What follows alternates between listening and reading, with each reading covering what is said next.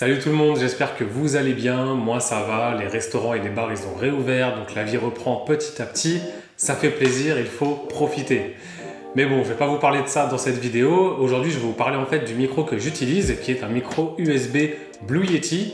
Je sais qu'il y a quelques personnes qui m'ont demandé qu'est-ce que j'utilisais comme micro et qui voulaient que je fasse une review sur celui que j'utilise. Du coup, on va parler de ça tout de suite dans cette vidéo. Donc déjà, avant de parler du micro Blue Yeti, j'aimerais déjà vous dire que moi, quand j'ai commencé cette chaîne YouTube, j'avais testé plusieurs micros. J'avais testé des micro-cravates et des micros USB qui étaient aux alentours de, je dirais, une trentaine d'euros. Et il se trouve qu'en fait, j'étais pas forcément satisfait de la qualité sonore. Le micro-cravate, je trouvais que ça prenait tous les bruits de bouche. Et les autres micros USB, je trouvais qu'ils captaient très mal le son, ou du moins ça ne retranscrivait pas ma voix telle qu'elle est. Et du coup, j'ai décidé de mettre un budget un petit peu plus cher. Donc le Blue Yeti, il est à peu près aux alentours de 100 euros. Mais la qualité qu'il propose, aujourd'hui, moi, elle me convient parfaitement. Donc voilà, je vais vous présenter un peu les fonctionnalités de ce micro et qu'est-ce qui fait que pour moi, je trouve que c'est en tout cas l'un des meilleurs micros du marché et surtout l'un des plus polyvalents. Donc moi, pour ce Blue Yeti, j'ai choisi la couleur noire. C'est celle que je trouve la plus élégante en tout cas. Et puis ça va vraiment bien avec le style que je veux reproduire avec mon setup. Donc quelque chose qui soit sobre et minimaliste. Mais sachez qu'il existe aussi en plusieurs couleurs. Il y a gris, bleu, argenté, blanc. Ça dépend vraiment de ce que vous cherchez, mais il y a plusieurs combinaisons. Il n'y a pas que des couleurs sobres. C'est un micro qui est quand même assez imposant par sa taille et par son poids. Il faut savoir que lorsque vous posez le Blue Yeti sur votre bureau, on va avoir le pied en métal qui va être assez lourd. Mais par contre, ça offre une superbe stabilité. Une fois que votre micro il est posé, vous n'avez pas à vous inquiéter de ce qu'il va tomber ou pas. Non, non, il faut vraiment être un forceur si vous voulez le faire tomber. Ça tient très très bien, donc voilà, vous pouvez le poser à côté de votre ordinateur sans souci. Sur ce Blue Yeti, on a la possibilité de brancher un câble mini USB. Donc on va le brancher sur un ordinateur en fait et ça va fonctionner automatiquement. Il n'y a pas de pilote ou de logiciel à installer, vous avez juste à brancher et la configuration se fait du coup sur les boutons directement sur le Blue Yeti.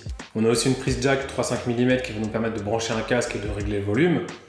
Donc sur la face avant du Blue Yeti, on va avoir un bouton mute qui va permettre de muter la voix tout simplement, de la couper. Et on va retrouver en bas donc le bouton sur le volume. Donc comme je vous disais, si vous branchez un casque, vous pouvez augmenter le volume du son.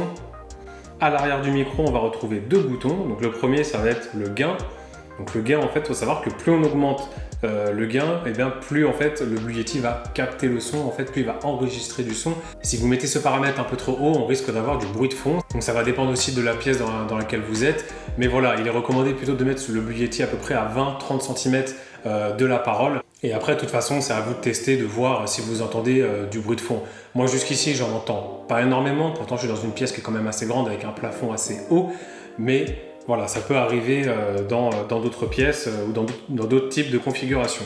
En début de vidéo, je parlais de polyvalence et c'est là que ça va prendre tout son sens puisqu'en fait, le Blue Yeti il propose 4 modes. Donc, on a le mode stéréo, le mode cardioïde, le mode omnidirectionnel et le mode bidirectionnel. Donc le mode cardioïde, c'est celui que j'utilise en fait. C'est un mode qui est pensé pour plutôt les podcasts, le streaming de jeux, les voix off ou les instruments.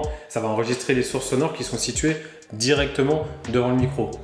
Donc là, au moment où je vous parle, en fait, le Blue Yeti, il est posé juste devant moi et en fait, il va enregistrer le son qui est uniquement devant lui. Ce qui signifie que s'il y a du bruit aux alentours, par exemple derrière le micro, et ben en fait, il va pas enregistrer le son. Et ça, c'est super pratique parce que ça va se concentrer uniquement sur ma voix en fait. Donc le deuxième mode, ça va être le mode stéréo. Donc c'est plus idéal pour enregistrer une guitare acoustique ou bien des chants, ce genre de choses. Donc moi, je vais pas tester le mode stéréo parce que voilà, je chante pas encore ici. On va avoir le mode omnidirectionnel, donc lui il va capter les sons tout autour du micro. Ça c'est idéal si vous voulez faire un podcast à plusieurs, donc vous avez juste à positionner le micro au milieu de la table et il va capter toutes les voix qui sont autour de lui. Donc c'est parfait pour faire soit une interview à plusieurs ou bien simplement un podcast, c'est vraiment idéal.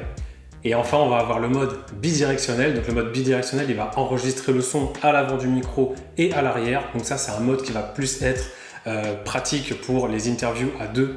Donc ça, la configuration idéale, c'est tout simplement une personne face à face et le micro qui est posé au milieu pour capter toutes les sources sonores. Donc moi, comme j'ai dit, j'utilise plutôt le mode cardioïde parce que c'est plus ce que je vais utiliser sur YouTube et ça fait déjà 6 mois maintenant que j'utilise et je trouve que ça retranscrit assez bien ma voix. J'ai quand même acheté un filtre anti-pop, donc c'est une petite mousse comme ça qui permet d'éviter ce qu'on appelle les bruits de bouche. Par exemple, ça va être des bruits de bouche, par exemple si tu as la bouche pâteuse ou si tu avales ta salive, ce genre de choses, voilà, ça peut arriver. Et il y a des micros qui le captent beaucoup plus que les autres. Celui-ci, je trouve qu'il fait le boulot parfaitement.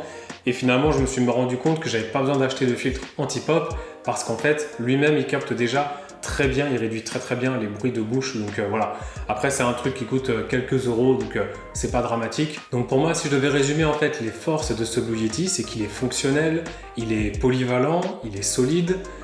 Il est beau esthétiquement et surtout en fait il est très simple à utiliser. À partir du moment où vous l'avez branché en USB, eh bien, il y a juste 2-3 paramètres à régler directement sur le micro et ensuite on peut enregistrer directement. Donc c'est vraiment simple d'utilisation et voilà, très pratique. Donc si tu as envie de lancer une chaîne YouTube ou de faire du streaming ou bien de faire des podcasts, moi je te conseille vivement de te procurer un Blue Yeti. Donc je te mettrai le lien du micro dans la description de la vidéo. Et comme je l'ai dit en début de vidéo, c'est vrai qu'il est un petit peu plus cher que les autres, mais il faut quand même se dire que la qualité sonore d'une vidéo, c'est pour moi le paramètre le plus important. Je préfère largement regarder une vidéo qui va être en basse qualité, mais avec un audio, une qualité sonore qui va être vraiment optimisée, plutôt qu'une vidéo qui va être en 4K avec du bruit de fond, où je vais entendre des bruits de bouche, où je vais pas comprendre tout ce qui se dit. C'est assez énervant en fait. Donc voilà, moi je préfère vraiment privilégier l'aspect sonore plutôt que la vidéo et je pense que vous devriez faire de même dans tous vos projets.